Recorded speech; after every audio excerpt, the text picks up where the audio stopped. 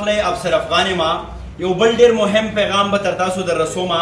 د کویټې خیبر کیفې د یو ښه کنټریبیوشن نه پس نن دا ډیره د خوشحالۍ خبره ده چې محمد میډیکل کمپلیکس کینټین حیات آباد فیز 5 کې تاسو کته شي یو بل وړوکی سٹارټ اپ مونږ واغس دا ډیره تکړه نیوټریشنست څوک چې د خیبر پښتونخوا په پیژندلې نیوټریشنستو کې راځي ډیره محترمه ماریا مونیر هغه به راسره چې څنګه یو ښه ډایټ کیدی شي او بیا زمونږ په دې کیفیټیریا کې مونږ څه پلانینګ د ځان سره وساتو ډیرې محترمې ماریا مونیر ته بلنه ورکومه چې هغه خپله خبره وکړي. خوراک او د غذایي قدر موږ ټولو ته قدر معلومول پکار دي څنګه چې بیلنس ډایټ مطلب هم دغه دی چې موږ هر یو فوډ ګروپ داسې نه چې موږ یو شیز په یو وړاندې باندې خوړلو لګیا یو دې سره زموږ ته پکار دی چې موږ هر یو قسم کې فروټ هغې کې دال سبزي فروټ غوښه هر یو قسم کې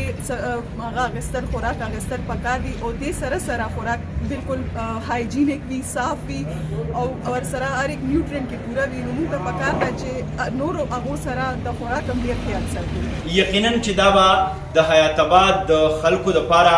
منګه کوشش کوو چې هغه فوډ هغه خوراک هغه ارګینیک چیزونه چې هغه د صحت سره نیغ په نیغه د ښېګړې سبب ګرځي هغه به مونږ تر تاسو در رسو. زمونږ همدغه مدعا وي چې څنګه په دې وطن کې په دې پښتنه سیمه باندې د هرې زاویې نه خپل د برخې کار کولی شو. نن مونږ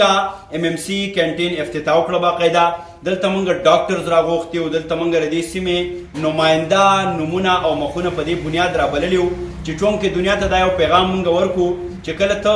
د ډاکټرز دپاره فوډ تیارې نو هغه به هایجینیک فوډ وي هغه به ارګینیک فوډ وي او په تیره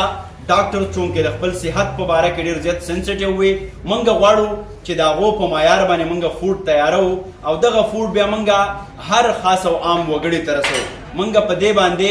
یقین لرونکي وو چې انسان د ټولو نه شاهکار او لوی تخلیق دی دا که ډاکټر دی که انجینیر دی که صحافي دی که وکیل دی که د ژوند د کمې شعبې سره هم تعلق ساتي د ده صحت ډېر زیات مهم دی. پکار ده چې ده ته ښه خوراک ورکړی شي همدغه خوراک دی چې موږ له انرژي راکوي د دغه انرژۍ په بنیاد باندې بیا موږ مخکې ځو او د الله تعالی په کائنات کې موږ خپل سپارښت کوو خپل کنټریبیوشن کوو. هم د دغه لړۍ په کړۍ کې نن موږ